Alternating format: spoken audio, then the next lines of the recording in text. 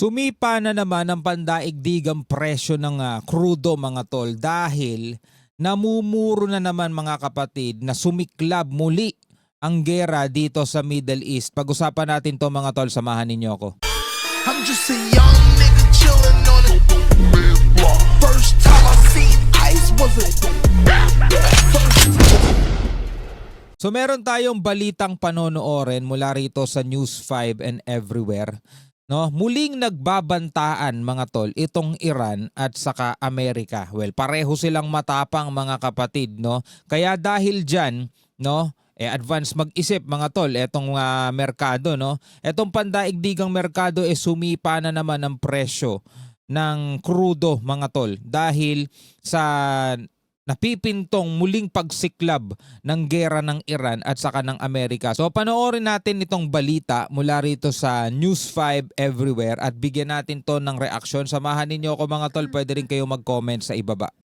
Namumurong sumiklab muli ang gera sa pagitan ng Amerika at Iran dahil dyan agad sumipa ang pandaigdigang presyo ng krudo. Live mula sa Mandaluyong, nangunguna sa balita si News 5 Transportation Correspondent Gerard de la Peña. Gerard, bakit posibleng sumiklab ulit ang gera at magkanong tinaas ng presyo ng krudo? Tatandaan natin mga tol, merong umiiral ngayong ceasefire. Pero bagamat may ceasefire, no, walang nangyayaring bombahan pero tuloy pa rin ang gere. No? Ang Amerika binabakbakan ng Iran sa pamamagitan ng pagpunterya doon sa kanilang ekonomiya. Hindi ng bomba kundi yung ginagawa nilang US naval blockade. Inaharang nila yung income, yung pera na sanang papasok dito sa Iran sa pamamagitan nga ng pagharang ng Amerika doon sa mga barko na papasok at paalis doon sa mga Iranian port. Sabi nga ni Trump, sabi nga ni US President Donald Trump, nalulugi daw ang Iran ng $500 million per day. So ang gusto ng Iran mga tol, ang proposal ng Iran na ipinasa nila sa Amerika is unahin daw munang buksan etong Strait of Hormuz. Yan daw muna ang unang maayos bago nila ipagpatuloy yung tungkol doon sa iba pang dapat nilang pag-usapan sa negosasyon para magkaroon na ng deal. Pero parang hindi masaya dyan si Trump mga tol, no? Kasi mawawala siya ng leverage mga tol. Yun nga yung ginagawa niya, ginigipit niya yung Iran, iniipit nila ng Amerika yung Iran para sumang-ayon na doon sa gusto ng Amerika, doon sa non-nuclear country. Gusto nila mga tol mawala ang nuclear dito sa Iran. Pero nagsalita yung kanilang supreme leader at nanindigan sila sa karapatan ng kanilang nuclear program. Kaya parang pagdating dyan sa nuclear program na yan, mukhang mahihirapan tayong umasa, no, na magkaroon sila ng kasunduan dyan. Alam mo, Jiggy, ang balita sa iba yung dagat kasi ngayon, nakabalandra pa rin hanggang ngayon yung mga barko ng US dyan sa Strait of Hormuz. Kaya naman sinabi rin ni US President Donald Trump na baka daw kailangang i-restart o simulan ulit yung pangyayera sa Iran. So sabi naman ng Iran, gaganti sila. So ang resulta nito ay tumaas ang presyohan ng langis sa world market. So yung nung isang araw o kahapon, binigyan natin ng reaction video, flinex ng Iran yung kanilang mga upgraded na mga armas, yung mga drone nila. No, mas upgraded daw yun kaysa doon sa ginamit nila nung nakaraan at hindi pa daw nila yan nagamit. At nagbabala rin mga tol ang Iran na kapag sakali umatake muli sa kanila ang kanilang mga kalaban, which is alam na naman natin kung sino yung kanilang pinatutungkulan dyan, is mas matinding pagganti daw ang gagawin nila na hindi ine-expect ng kanilang mga kalaban. I-escalate daw nila yung kanilang retaliation. Ibig sabihin, mas palalakihin pa nila yung kanilang retaliation. Yan ang babala ng Iran mga tol.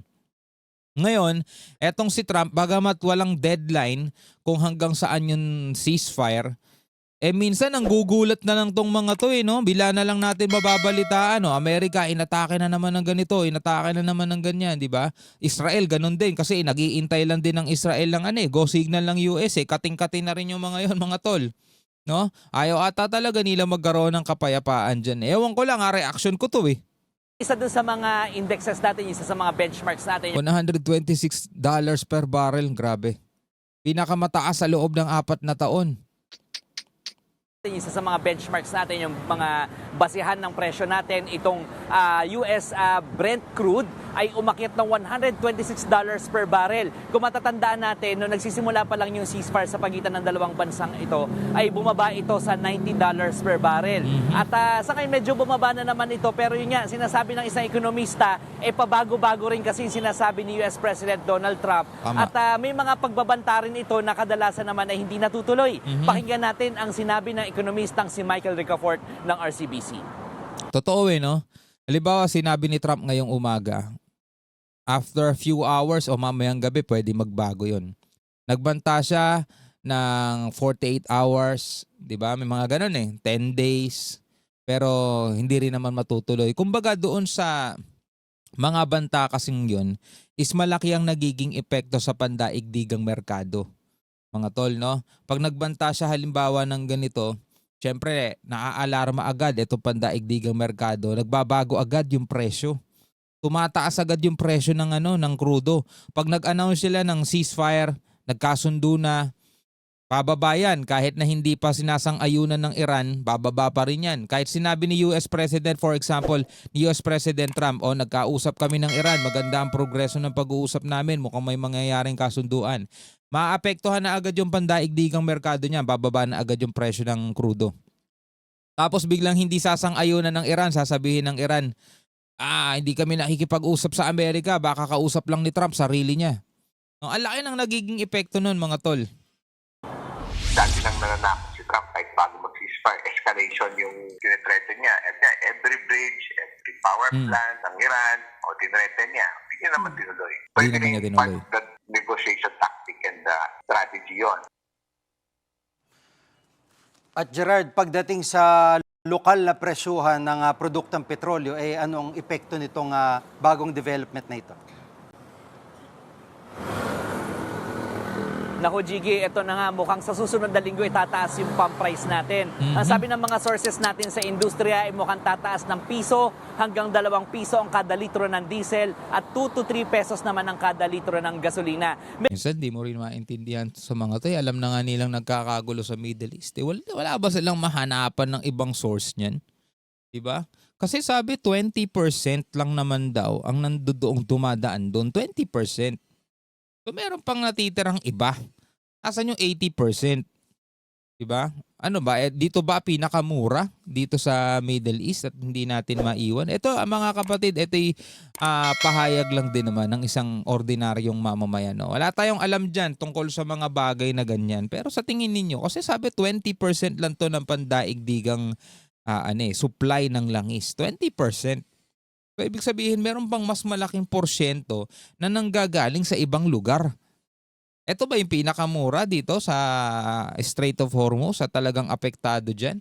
Medyo wrong timing pa nga itong increase na ito dahil sinabi ng LTFRB na yung dapat May 2 or bukas na payout nila, ipamimigay nila ng 5,000 pesos na fuel subsidy. Hindi matutuloy dahil kailangan daw nitong ayusin muna yung mga sistema para wala ng aberya. So yung isang taxi driver na nakausap natin ay medyo naghihimotok dahil dito.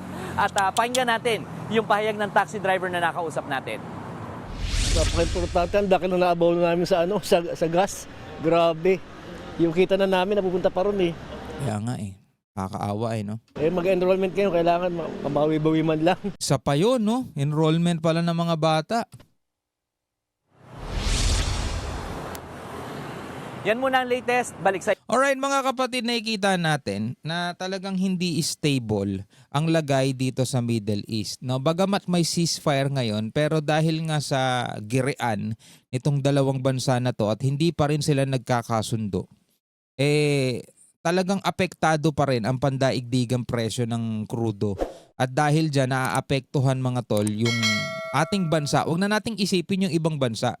No, dito tayo sa ating bansa mga tol kasi nandirito natin nakikita at ito yung nararamdaman natin. Kahit na ikumpara natin yung presyo ng gasolina rito sa atin is masyadong mataas kaysa sa mga kapitbahay nating bansa. Kailangan talagang intindihin natin yung dito sa atin kasi taga rito tayo . At sana yan din ang nakikita ng ating gobyerno. Ewan ko ba? Bakit ganun? Nasa Pilipinas kasi tayo . Anyway, anong inyong masasabi tungkol dito mga tol? Comment na lamang kayo sa ibaba.